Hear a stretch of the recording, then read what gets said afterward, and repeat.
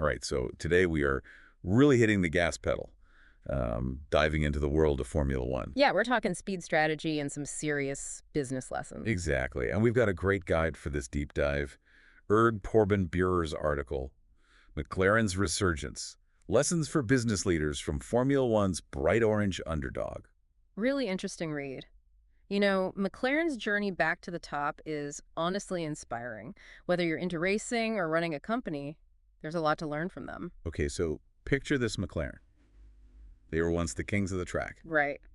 Legendary drivers, countless victories, you name it. Dominant force for years. But then things took a turn. Yeah, they hit a rough patch. A combination of factors, really. What happened? I mean, what took them from the front of the grid to struggling to keep up? Well, for starters, their car designs, they just weren't cutting it compared to the competition. Falling behind on the tech side. Yeah, and on top of that, they had trouble attracting and keeping top engineers, the best in the biz. So they were losing the talent war as well. It's like, if you don't have the right people building your car and coming up with innovative strategies, you're gonna fall behind, and they did. And to make matters worse, they weren't really adapting to how Formula One was changing as a sport. The whole landscape was shifting, and they weren't shifting with it. So they were stuck in the slow lane, what everyone else was flying by. Basically, they needed a serious shakeup, a complete reset. And that's what they did, starting in 2023. One of the first things that caught my eye was their transparency.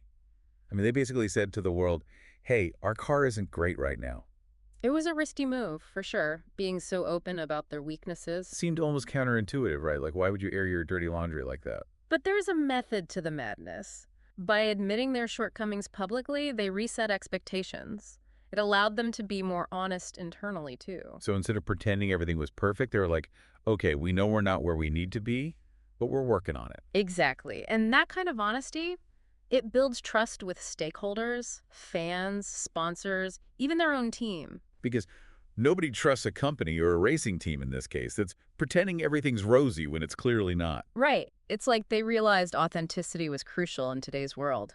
Speaking of authenticity, they made some pretty bold moves with their driver lineup, too. Yeah. Bringing on Lando Norris and Oscar Piastri, two incredibly talented young drivers, but still a bit of a gamble in a sport usually dominated by seasoned veterans. It was a calculated risk for sure, but a brilliant one, I think. They were looking to the future, recognizing the power of millennials and Gen Z.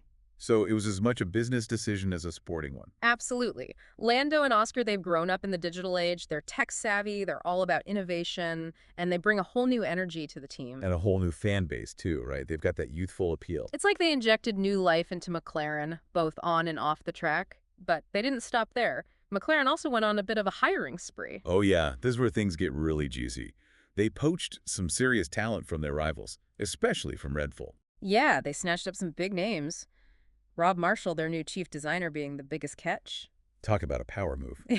But seriously, bringing in top talent is one thing. Keeping them is another.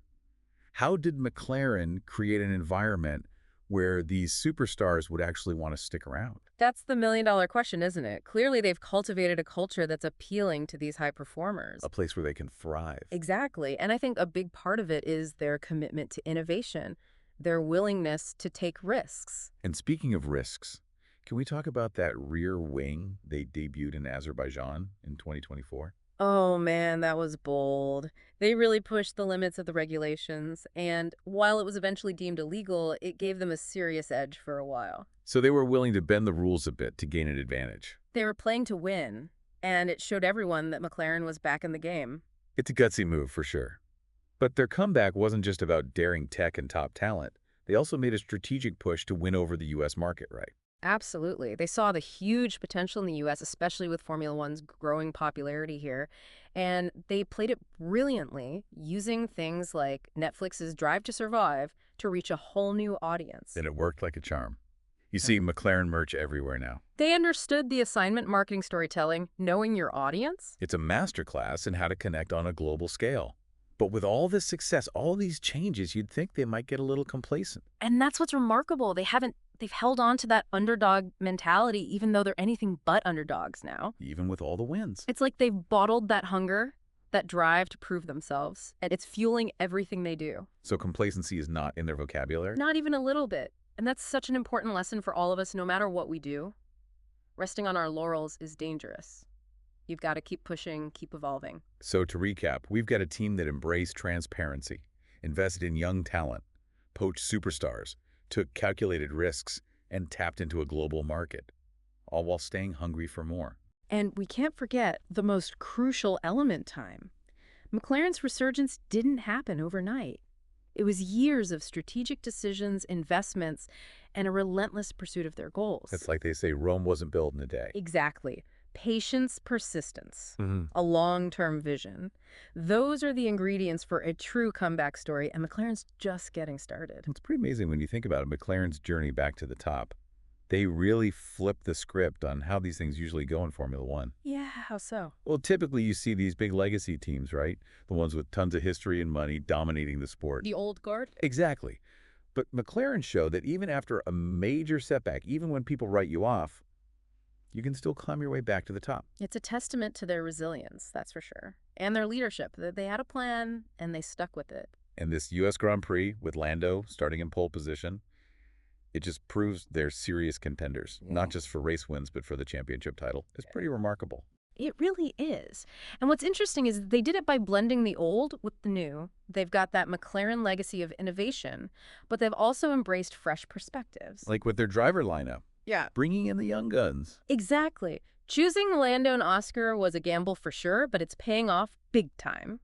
They've brought in a new generation of fans. That youthful energy and their digital fluency is huge in a sport that's becoming more and more tech-driven. It's like they found this perfect balance between respecting their past and embracing the future. And that's a lesson any organization can learn from, right? You can't just rely on what worked in the past. You've got to constantly adapt, evolve with the times. It's like that old saying, adapt or die. But in this case, it's more like adapt and thrive. Exactly. And McLaren, they're masters of adaptation. Think about how they've tapped into the U.S. market. With Drive to Survive and all their partnerships. Exactly. They saw a huge opportunity, recognized the power of storytelling and new media, and they absolutely nailed it. That's strategic thinking right there. It's about being agile, willing to try new things, even if it means stepping outside your comfort zone.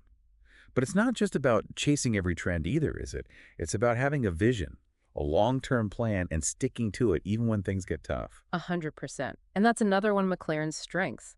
They've shown incredible patience and discipline in executing their plan. Their comeback didn't happen overnight.